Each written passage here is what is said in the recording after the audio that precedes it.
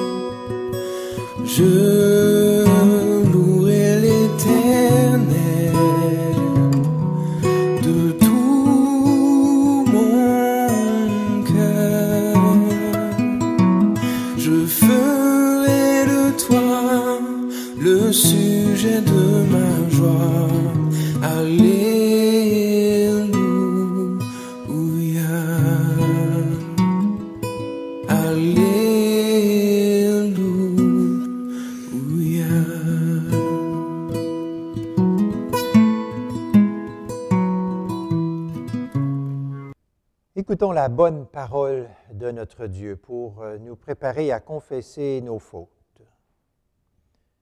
Que l'amour soit sans hypocrisie. Ayez le mal en horreur. Attachez-vous fortement au bien. Par amour fraternel, ayez de l'affection les uns pour les autres. Par honneur, usez de prévenance réciproque. Ayez de l'empressement et non de la paresse. Soyez fervents d'esprit. Inclinons-nous dans la prière. Éternel notre Dieu, notre bon Père, nous sommes dans la joie de pouvoir être ensemble pour célébrer ta bienveillance, ta bonté, ta fidélité. Reçois favorablement nos louanges et nos requêtes, nous t'en prions. Lorsque nous entendons la lecture de ta bonne parole, nous prenons conscience que la condition spirituelle de nos âmes laisse souvent à désirer par notre propre faute. La disposition de notre cœur est parfois mauvaise. Plutôt que d'être une aide véritable au progrès des autres, nous sommes parfois une entrave. Plutôt que de contribuer activement et joyeusement au bien de ton assemblée, parfois nous lui faisons obstacle. Nous venons aux réunions dans un état d'âme froid, dur parfois, indifférent, ou bien nous y venons seulement pour la forme, sans préparer soigneusement notre cœur, ou nous y venons pour relever les fautes et les faiblesses d'autrui, ou pour multiplier les plaintes et les murmures de toutes sortes, jugeant toutes choses et chacun excepté nous-mêmes. Nous avons honte, Seigneur, nous demandons pardon. Nos affections sont souvent refroidies par de sombres soupçons, des suppositions malveillantes ou des sentiments peu aimables à l'égard de ceux qui nous entourent. Nous découvrons encore en nous par moments des racines d'amertume et bien d'autres choses que tu commandes pourtant de mettre à mort. Avec de telles mauvaises attitudes, Seigneur, nous ne glorifions pas ton grand nom comme il doit l'être. Et aussi, nous ne recevons pas, évidemment, toutes les bénédictions que tu prépares pour nous. Alors ce matin, nous te demandons ensemble de nous pardonner toutes nos offenses. Nous te prions de nous accorder cette force qui est la tienne, que tu disposes, la force du Saint-Esprit pour que nous puissions marcher avec une meilleure obéissance à chaque jour. Ne nous laisse pas, Seigneur, patauger dans la médiocrité spirituelle, mais transforme-nous par ta grâce et opère en nous puissamment le vouloir et le faire en chacun de nous. Nous te demandons tes secours au nom de ton Fils unique bien-aimé Jésus, à qui tu nous appelles à devenir semblables. Amen. La Bible dit, Jésus-Christ s'est livré lui-même pour nous, afin de payer la rançon de toutes nos injustices et de nous racheter de l'asservissement au péché. Amen.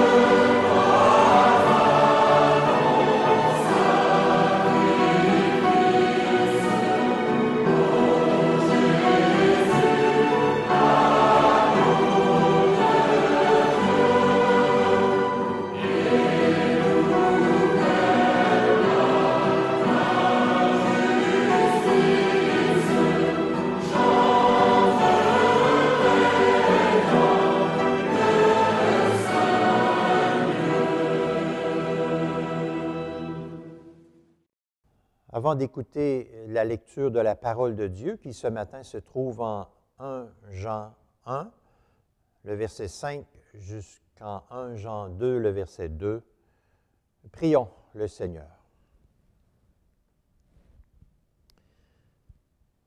Notre bon Père, nous demandons ce matin que tu nous accordes la grâce de recevoir ta parole avec douceur, comme dit Jacques dans son épître. Cette parole que tu as plantée en nous et qui sauve nos âmes. Quelle joie, quel privilège pour nous de pouvoir l'entendre une fois de plus. Nous voulons disposer nos cœurs à apprendre de toi. Nous voulons soumettre nos cœurs paisiblement à toi pour qu'ils reçoivent avec joie et reconnaissance ta vérité. Aide-nous, Seigneur, à repousser l'arrogance de nos cœurs. Aide-nous à piétiner nos convoitises et à dompter notre terrible orgueil. Aide-nous à rechercher ardemment l'humilité. Que nous nous laissions gouverner par toi comme le font les petits agneaux par leur berger. À l'écoute de ta parole ce matin, ta parole sainte, eh bien, qu'elle remplisse nos âmes de ta parfaite lumière et qu'elle nous renouvelle. En Jésus-Christ, nous le demandons ensemble. Amen.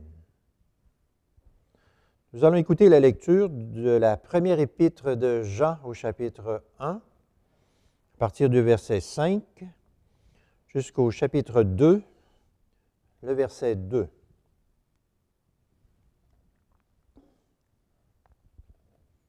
Voici le message que nous avons entendu de lui et que nous vous annonçons. Dieu est lumière, il n'y a pas en lui de ténèbres. Si nous disons que nous sommes en communion avec lui et que nous marchions dans les ténèbres, nous mentons et nous ne pratiquons pas la vérité.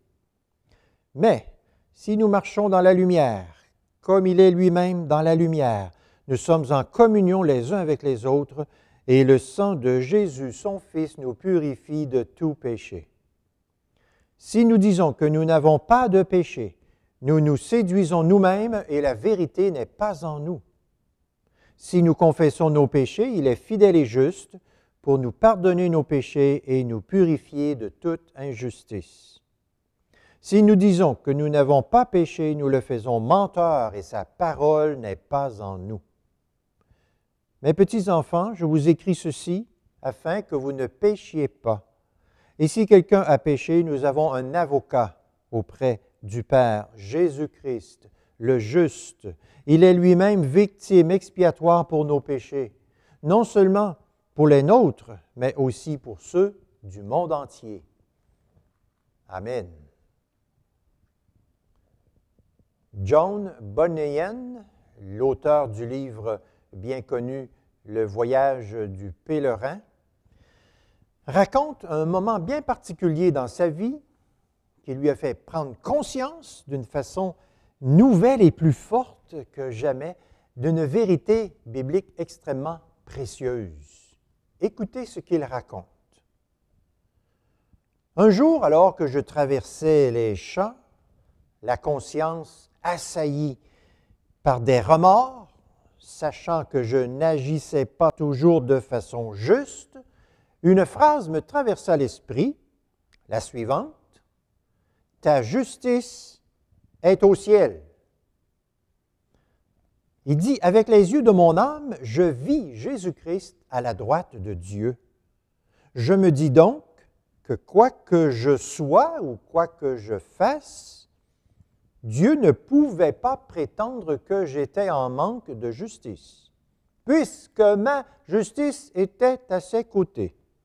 Je compris de plus que mes bonnes dispositions n'amélioraient pas ma justice, pas plus que mes mauvaises dispositions n'amoindrissaient ma justice.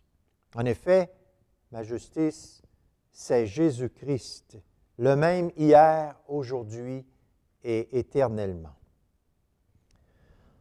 En ce dimanche de l'Ascension, cette petite histoire vraie m'apparaît tout à fait appropriée, non seulement pour introduire, mais aussi pour résumer ce magnifique passage de la parole de Dieu que nous venons de lire en 1 Jean 1, 5 à 2, 2. 40 jours après sa résurrection, notre Sauveur Jésus est monté au ciel. C'est ce qu'on appelle son ascension. Qu'est-ce que notre Sauveur fait présentement au ciel pour nous, son peuple qui est encore sur la terre?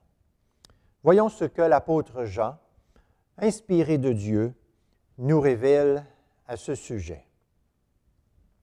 D'abord, un préambule.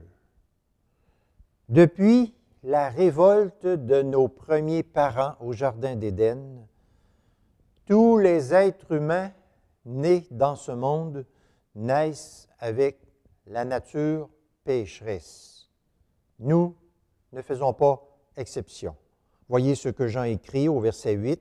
« Si nous disons que nous n'avons pas de péché, nous nous séduisons nous-mêmes et la vérité n'est pas en nous. » Puis, regardez bien le verset 10. « Si nous disons que nous n'avons pas péché, nous le faisons menteur et sa parole n'est pas en nous. » Autrement dit, si quelqu'un affirme, comme nous l'entendons souvent, « Ah, moi, non, vous savez, je suis une bonne personne, je n'ai jamais rien fait de mal à quiconque, je n'ai rien à me reprocher. » Eh bien, à quelqu'un qui parle de cette façon, l'apôtre Jean dit, 1, cette personne se séduit elle-même. 2, la vérité n'est pas en elle. 3, elle fait de Dieu un menteur. 4, la parole de Dieu n'est pas en elle. Nous sommes tous pécheurs, une vérité biblique capitale et très importante. Mais pour ceux qui sont appelés au salut, le sang de Jésus-Christ, le Fils de Dieu, les purifie de tout péché. Jean le dit au verset 7, « Le sang de Jésus, son Fils, nous purifie de tout péché. » Il ajoute au verset 9, « Si nous confessons nos péchés, il est fidèle et juste pour nous pardonner nos péchés et nous purifier de toute injustice. » Pardon et purification. Quel beau mot précieux. Pardon et purification. Nous sommes pardonnés, nous sommes purifiés. Comment? Uniquement par le sang de Jésus, le Fils de Dieu. La purification et le pardon reçus nous poussent à faire tout pour ne plus pécher. Jean écrit au chapitre 2, au verset 1, « Mes petits enfants, je vous écris ceci afin que vous ne péchiez pas. » Au verset 6 du chapitre 1, il avait dit, « Si nous disons que nous sommes en communion avec lui et que nous marchons dans les ténèbres, nous mentons et nous ne pratiquons pas la vérité. » Autrement dit, Dieu, qui est lumière, est entré dans notre vie. Désormais, nous ne voulons sûrement plus vivre dans les ténèbres, nous voulons marcher dans sa lumière en fuyant le péché. Au chapitre 2, au verset 6, il dit, « Celui qui déclare demeurer en Dieu doit marcher comme le Seigneur a marché. » Vous voyez donc, toute l'orientation de notre vie est désormais transformée. Destination, sainteté. À mort, le péché.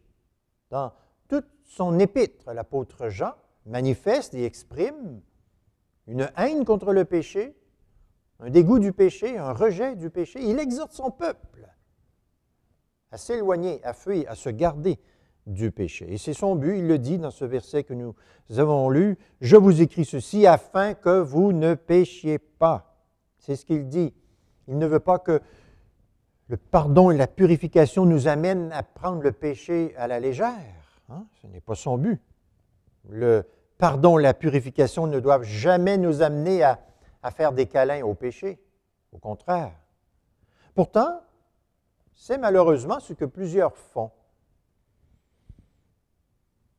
Certains raisonnent de la façon suivante. Ils se disent, bon, nous sommes tous pécheurs, nous ne pouvons pas réussir à ne jamais pécher, c'est impossible, alors à quoi bon s'en soucier, à quoi bon faire des efforts? À quoi ça sert? On travaille pour rien, c'est en vain, c'est peine perdue. Donc, ils se disent, eh bien, de temps en temps, je me permets certains écarts avec la parole de Dieu. Que voulez-vous? Personne n'est parfait. Il ne faut pas prendre ça trop au sérieux, etc., etc. Une telle attitude impie ne convient pas évidemment à quelqu'un qui se dit chrétien. Si ne jamais pécher est impossible, le progrès vers ce but est possible. L'apôtre Jean met le but devant nous, que nous ne péchions pas. Il nous exhorte à marcher vers ce but. C'est ce but-là qui donne toute la direction à la vie que le Seigneur nous appelle à vivre. Il nous appelle à progresser vers cette destination. Et le Seigneur, dans son amour, accompagne ce progrès de grand bonheur. Il n'y a jamais de bonheur véritable, authentique, durable à pécher. Au contraire, le péché nous rend misérables. Mais apprendre à vivre en étant affranchi du péché, en étant dans la liberté glorieuse des enfants de Dieu, comme dit la Bible, ça c'est un grand bonheur. Ça nous procure un bien-être extraordinaire et unique. La purification et le pardon donc nous poussent à fuir tout péché. Par la puissance du Saint-Esprit, le chrétien met à mort le péché. C'est une partie de la vocation que Dieu nous adresse. Mais, qu'arrive-t-il quand nous péchons? Qu'arrive-t-il quand nous tombons? Quand nous chutons? Dans son amour, Dieu a prévu un moyen pour nous relever et nous remettre dans sa voie. Nous ne sommes pas abandonnés à nous-mêmes, laissés à nos piètres efforts pour essayer de nous remettre d'aplomb et de nous en sortir. Mais dans son grand amour, Dieu a pourvu à un moyen, une solution pour nous. Il a, dit Jean, établi un avocat qui vient et qui nous défend. Regardez à nouveau 1 Jean 2, 1 et 2. « Mes petits enfants, je vous écris ceci afin que vous ne péchiez pas. Et si quelqu'un a péché, nous avons un avocat auprès du Père, Jésus-Christ, le juste. Il est lui-même victime expiatoire pour nos péchés, non seulement pour les nôtres, mais aussi pour ceux du monde entier. Je vous écris ceci afin que vous ne péchiez pas. Si quelqu'un a péché. » Vous savez, il est possible d'être trop indulgent face au péché et de le prendre à la légère. J'ai évoqué cette possibilité-là il y a quelques instants. Mais il y a aussi un autre danger, c'est de considérer avec une sévérité extrême le péché, tellement extrême qu'on donne l'impression que si on est un chrétien, on ne pêche plus d'aucune façon, ou encore qui donne l'impression que, pas sûr qu'on va pouvoir être pardonné et restauré si on a péché. Mais l'apôtre Jean garde dans un très bel équilibre la bonne façon de considérer tous ces éléments. Inspiré de Dieu, il nous enseigne ici que si un chrétien pêche, Dieu a gratuitement pourvu à son relèvement.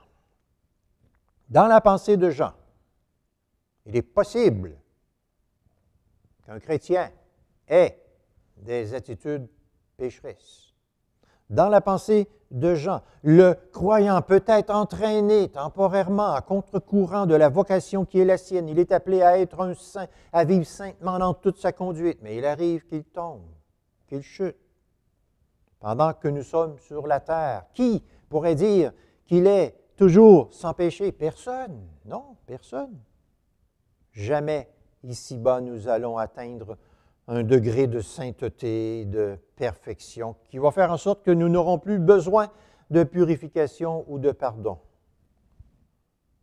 Jean a déjà indiqué le moyen pour nous d'être pardonnés, c'est le sang de Jésus, le Fils de Dieu. Il en parlait au verset 7 du chapitre 1. Maintenant, il revient sur ce moyen pour l'exposer davantage au chapitre 2, les versets 1 et 2. Une fois qu'un pécheur a été justifié par Dieu et est entré dans la famille de Dieu, il est uni à son Père par la foi. S'il pêche, il n'a pas besoin de chercher une nouvelle justification du divin juge. Il est un enfant de Dieu et ce dont il a besoin, c'est le pardon de son Père. Ce pardon lui est assuré par la plaidoirie du Christ Jésus qui est à la droite de Dieu. Jésus répond et fait taire les accusations et les charges qui sont faites contre nous. Grâce à leur avocat, les élus sont maintenus dans leur état de justification dans laquelle ils ont été placés lorsqu'ils sont venus à Jésus-Christ. Grâce à Jésus, Dieu pardonne et relève. J'ai dit que Jésus fait taire les accusations portées contre nous quand nous péchons. Mais qui nous accuse? Au juste. Quand nous péchons, notre conscience nous accuse. Nous nous sentons misérables. Nous ne sommes jamais bien quand nous nous écartons des bonnes voies du Seigneur. Nous sommes misérables. Dans le petit extrait que je vous ai lu de John Bunyan, il dit « Ma conscience était assaillie. » On n'est pas bien. Notre conscience nous accuse. Mais en plus, ce n'est pas tout. Nous avons un ennemi terrible qui se spécialise dans les accusations. C'est sa spécialité. La Bible en parle en Apocalypse 12. Elle l'appelle le diable, Satan. Et elle dit, il est l'accusateur des frères qui les accuse devant Dieu jour et nuit. L'accusateur des frères qui les accuse devant Dieu jour et nuit. Il est tout le temps sur notre dos pour nous accuser, pour nous décourager, pour mettre une entrave à notre croissance spirituelle. Il ne fait aucun doute que l'ennemi de nos âmes, quand il nous voit tomber, chuter, d'ailleurs, commettre des péchés qu'il a lui-même instillés, si on peut dire, il nous a provoqués, il nous a tentés, donc il n'y a aucun doute qu'il se réjouit et qu'il cherche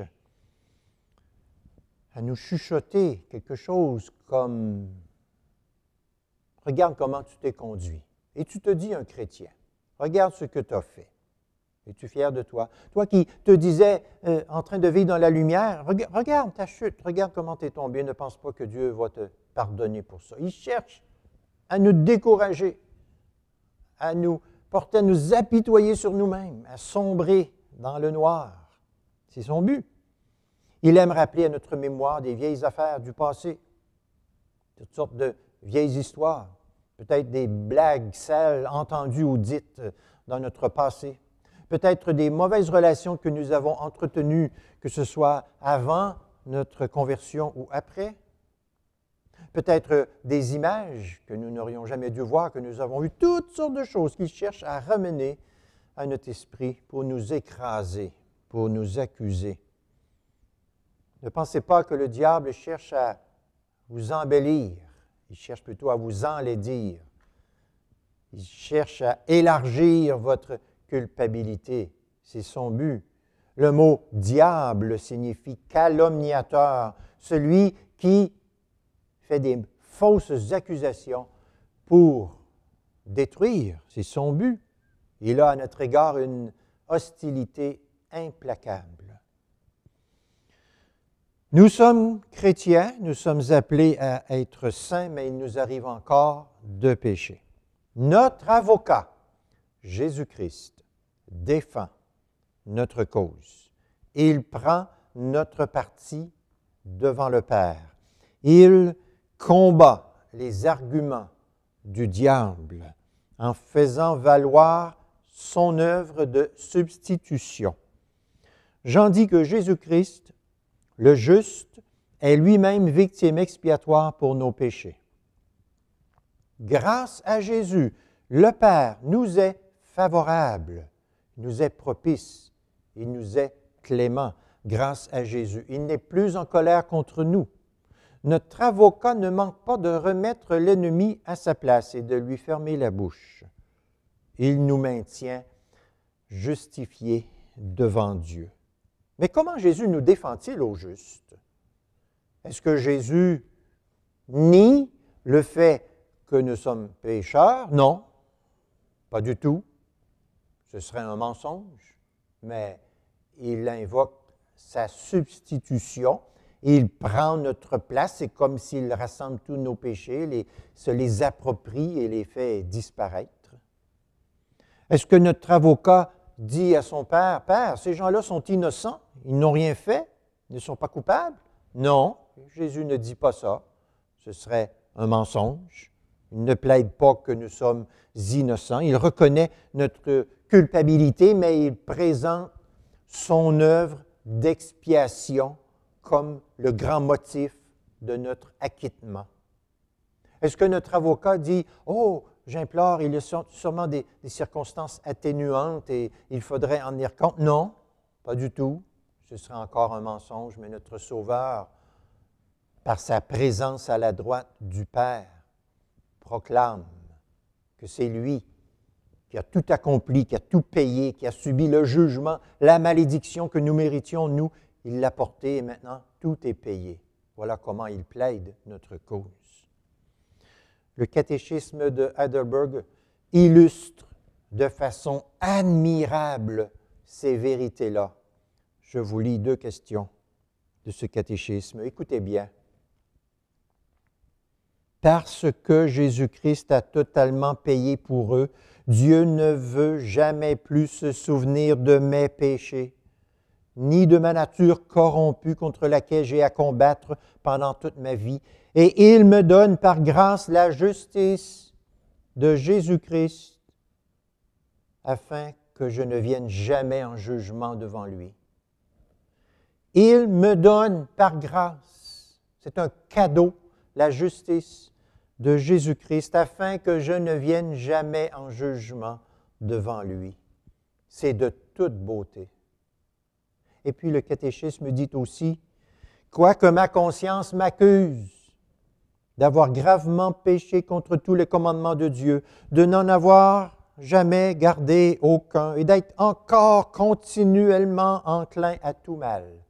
Dieu, cependant, sans aucun mérite de ma part, mais par pure grâce, me donne-t-il et m'impute-t-il l'œuvre parfaite de restauration, la justice et la sainteté du Christ, comme si je n'avais jamais commis ni eu aucun péché, et comme si j'avais eu moi-même cette parfaite obéissance que Jésus-Christ a observée pour moi, à la seule condition que je reçoive ce bienfait avec un cœur croyant. »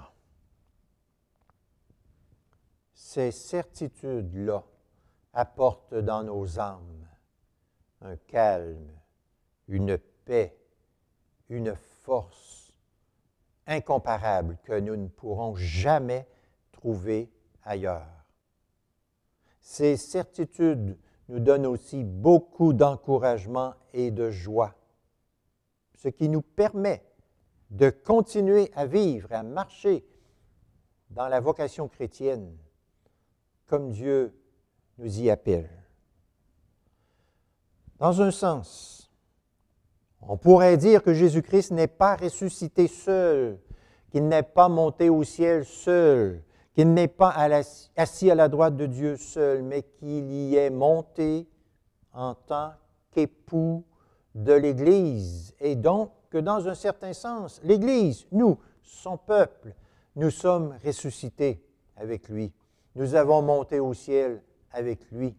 Nous sommes assis avec lui à la droite du Père parce que nous sommes en lui. Et donc que nous avons cette sécurité parfaite qui est en Jésus lui-même.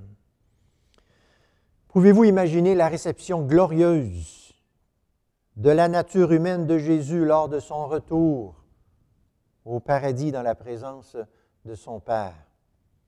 Le Père a sûrement reçu le Fils, les bras grands ouverts en lui, accordant une réception, une bienvenue intense comme jamais personne n'en avait eu et n'en aura jamais. En accueillant son Fils dans la gloire, en le faisant asseoir à sa droite, Dieu le Père confirme qu'il reconnaît la perfection glorieuse du sacrifice de son Fils pour les élus. Tout a été réellement accompli. Le Père en témoigne, il atteste sa satisfaction devant l'œuvre accomplie par son Fils. Sinon, il n'y aurait pas de salut. Sinon, le Fils n'aurait pas ressuscité, il ne serait pas monté au ciel, il ne serait pas assis. Mais tous ces éléments très importants de l'œuvre de Jésus-Christ témoignent que notre salut est réellement accompli à la perfection par le Fils de Dieu. Je pense à ce beau verset en Hébreux 10, 14, qui dit que par une seule offrande, Jésus-Christ nous a rendus parfaits à perpétuité. Parfaits à perpétuité.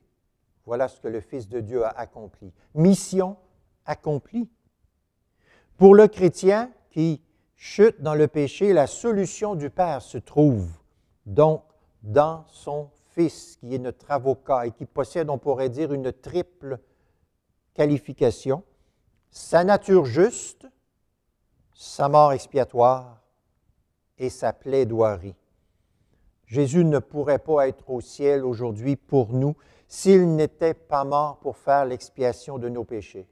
Et il n'aurait pas pu faire l'expiation de nos péchés s'il n'avait pas été le juste, celui qui a cette nature et cette vie juste. Y a-t-il quelqu'un de plus capable, de plus désireux que le Fils de Dieu d'être notre avocat, de nous défendre? Non, impossible. L'Épître aux Hébreux dit: Christ est entré dans le ciel même afin de se présenter maintenant pour nous devant la face de Dieu. Jésus se présente maintenant pour nous devant la face de Dieu. C'est comme s'il fait, disons, il évoque son sacrifice parfait pour nous en notre faveur. Il fait valoir les mérites de son œuvre pour nous. C'est comme si ce sang disait en permanence: Père, souviens-toi des mérites du sacrifice de ma mort. Souviens-toi de mon sacrifice qui t'a satisfait et continue d'aimer, de protéger, de bénir, de prendre soin de nos élus, de trouver en quelque sorte en eux tes délices. Même s'ils tombent, même s'ils chutent, même s'ils ont encore en eux des résidus, des restes du péché, même s'ils ont des faiblesses, souviens-toi que leurs faiblesses sont toutes couvertes par mon sang qui a été versé. Le sang de Jésus, en quelque sorte, parle pour nous et intercède pour nous. Donc nous avons cet immense privilège, cette consolation inestimable d'avoir ce soutien de cet avocat qui est là à la droite de Dieu pour nous. Donc, quand nous péchons, il ne faut pas désespérer. Si vous avez péché, si vous êtes tombé, si vous avez chuté, ne désespérez pas, ne soyez pas comme ceux qui n'ont pas d'espérance. Ne doutez pas de la valeur de ce que Jésus-Christ accomplit présentement pour nous, son peuple, à la droite de Dieu. Ne dites pas « je ne peux pas croire ça, je suis bien trop pécheur ». Ce serait jeter un doute sur la perfection de l'œuvre de Jésus en tant que notre avocat. Attention, j'aimerais souligner 2 erreurs à éviter à tout prix. Première erreur, Jésus-Christ ne plaide pas pour nous devant un Dieu qui ne veut rien savoir, devant un Dieu qui est contre nous et que Jésus doit supplier à genoux et à qui il faut essayer de tordre le bras parce qu'il est réticent à changer d'opinion ou quelque chose du genre. Non, non, non, non, non, ce n'est pas le cas. Il y a une parfaite unité entre le Père et le Fils. Dieu le Père n'est jamais en conflit avec Dieu le Fils. Jamais. Ça n'arrive pas. Ce serait une erreur de penser que le Père à contre-cœur, serait peut-être intéressé éventuellement à faire miséricorde à ceux pour qui le Fils intercède. Ce n'est pas le cas. Il y a une parfaite unité entre le Père et le Fils. Ce serait une idée saugrenue et totalement fausse d'imaginer une telle chose. Il suffit de se rappeler que c'est Dieu le Père qui a initié, en quelque sorte, le grand et beau plan du salut. Dieu a tellement aimé le monde qu'il a donné son Fils unique pour que le monde soit sauvé. C'est le Père qui a envoyé son Fils. C'est le Père qui a offert son Fils en sacrifice. C'est le Père qui a ressuscité son Fils. C'est le Père qui l'a établi, son Fils, pour être notre avocat. Il n'y a pas de conflit, d'inimitié, de guéguerre entre le Père et le Fils, bien au contraire. Deuxième erreur à éviter, il ne faut jamais imaginer qu'il y a quelqu'un d'autre que le Fils de Dieu qui peut nous servir d'avocat. Et ici, il faut dénoncer la fausse doctrine des papistes qui enseignent que Marie est notre avocate, avec un grand A majuscule. Les documents conciliaires de Vatican II enseignent en toutes lettres que Marie est notre avocate. Mais c'est faux. C'est faux parce qu'elle n'avait pas la justice requise pour expier nos péchés. C'est faux parce que le Père ne l'a pas destinée, elle, à jouer ce rôle. C'est uniquement son Fils, le sang versé par Jésus-Christ, le Fils de Dieu, qui nous procure le pardon des péchés. Et Jésus-Christ est notre seul avocat. Et si nous en cherchons un autre ailleurs qu'à lui, nous le déshonorons. Bon, je résume ce que nous avons vu ce matin. Nous avons tous une nature pécheresse. Si nous croyons en Jésus-Christ, le sang de Jésus-Christ, son Fils, nous purifie de tout péché. Le pardon et la purification reçue nous poussent à fuir tout péché et à mettre à mort le péché par la puissance du Saint-Esprit. Mais il nous arrive de pécher.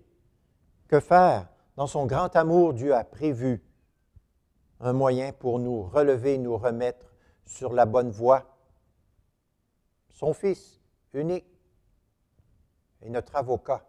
Lui, le juste, il a fait l'expiation de nos péchés. Nous, les chrétiens, nous demandons pardon à Dieu pour nos fautes. Le Seigneur nous pardonne et nous purifie dans son amour. Thomas Goodwin a écrit un livre auquel il a donné le titre suivant, « Le cœur de Jésus-Christ au ciel envers les pécheurs sur la terre ». Voici ce qu'il dit dans sa conclusion. « Bien que Christ soit maintenant dans la gloire, prenez ceci comme une motivation à obéir. Puisque Jésus a le même cœur compatissant envers nous qu'il avait lorsqu'il était sur la terre, alors répondons à son amour en nous efforçant d'avoir le même cœur envers lui sur la terre que nous espérons avoir au ciel. » Je vous avais dit tantôt au début que l'épisode de la vie de John Bunyan servait très bien d'introduction, mais aussi de résumé à ce passage. Alors je vous redis cette petite histoire vraie dans la vie de John Bunyan. Un jour, alors que je traversais les champs, la conscience assaillie de remords, sachant que je n'agissais pas toujours de façon juste, une phrase me traversa l'esprit. « Ta justice est au ciel. » Avec les yeux de mon âme, je vis Jésus-Christ à la droite de Dieu. Je me dis donc que quoi que je sois ou quoi que je fasse, Dieu ne pouvait pas prétendre que j'étais en manque de justice, puisque ma justice était à ses côtés. Je compris de plus que mes bonnes dispositions n'amélioraient pas ma justice, pas plus que mes mauvaises dispositions ne l'amoindrissaient. En effet, ma justice, c'est Jésus-Christ, le même hier, aujourd'hui et éternellement. Amen.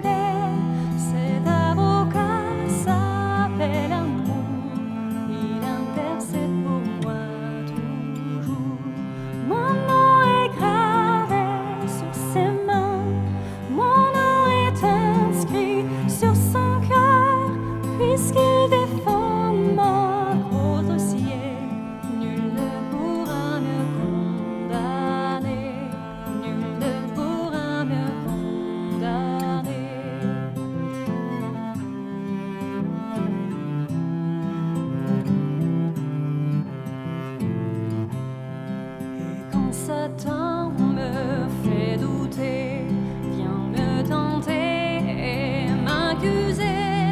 Je lève les yeux vers celui qui a donné pour moi sa vie. Mon sauveur était innocent, sa mort me rend la liberté. Oui, Dieu le juste est satisfait, et il pardonne mon péché, et il pardonne mon péché.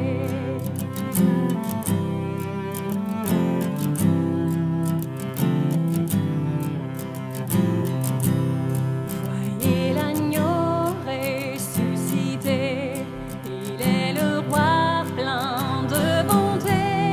Non, il ne changera jamais, lui ma justice, mon bien, ma paix. En lui j'ai la vie éternelle, par son sang il m'a racheté. Pour toujours ma vie est cachée en Jésus mon sauveur, mon Dieu. En Jésus mon sauveur, mon Dieu.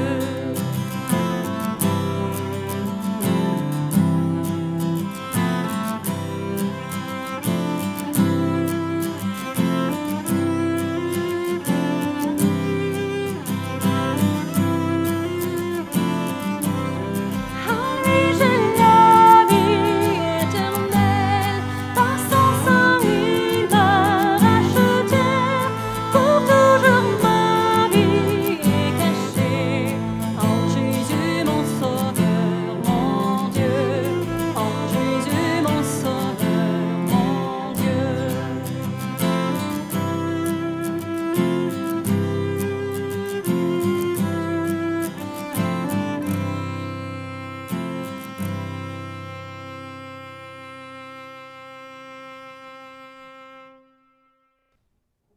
Inclinons-nous dans la prière.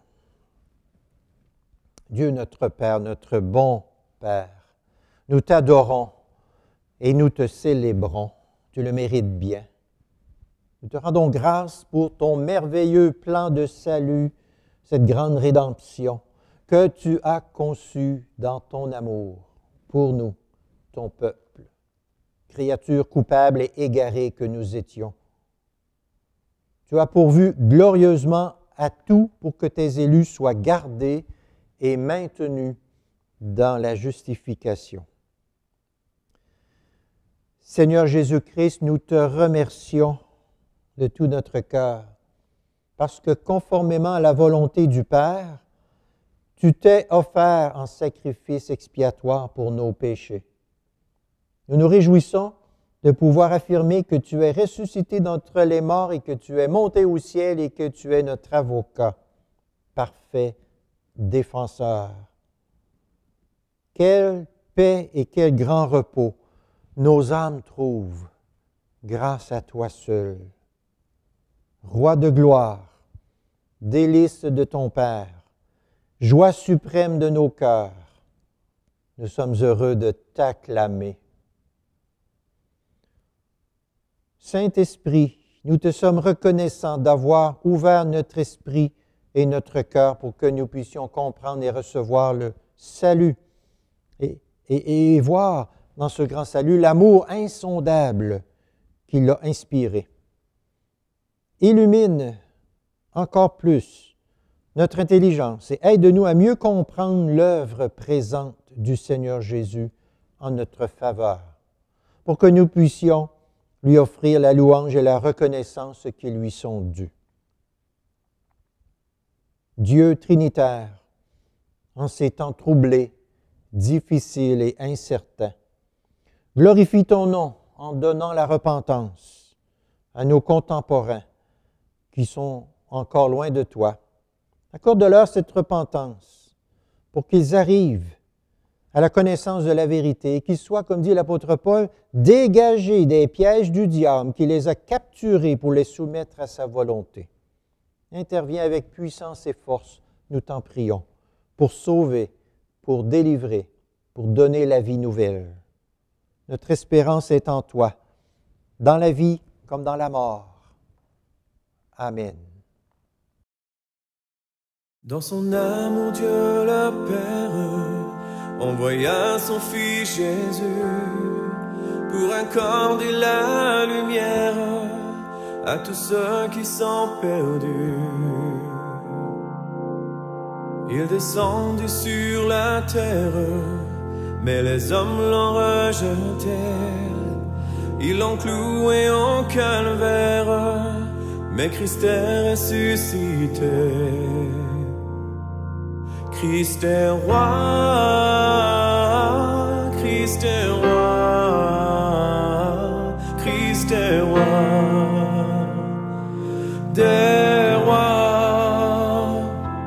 Christ est roi,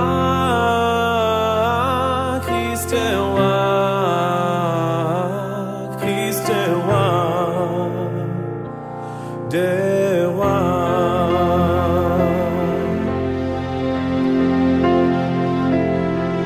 Les croyants de tous les âges portent son nom sur leur cœur. Dans l'épreuve, ils gardent courage, car leur Dieu est un sauveur. Ils vont par toute la terre annoncer le Fils béni, fiers de porter leur bannière sur laquelle il est écrit: Christ est roi, Christ est roi, Christ est roi des rois. Christ est roi, Christ est roi, Christ est roi des rois.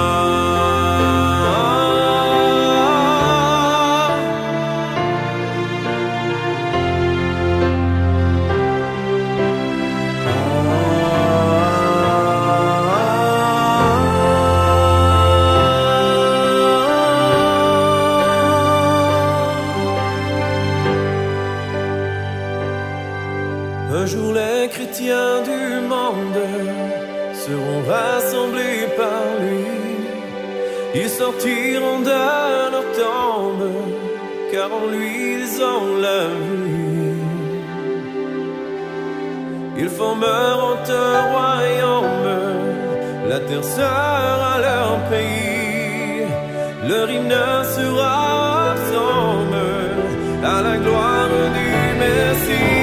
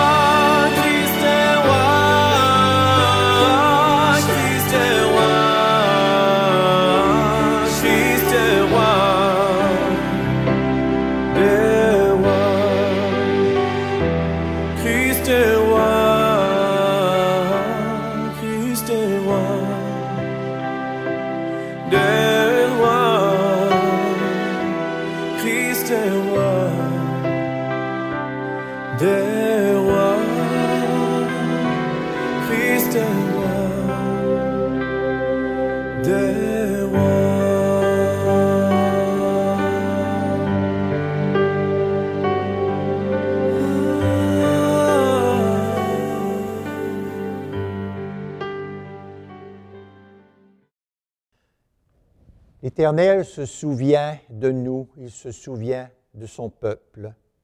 Il bénit tous ceux qui le craignent, les grands et les petits, soyez bénis par l'Éternel votre Dieu qui a fait les cieux et la terre. Amen.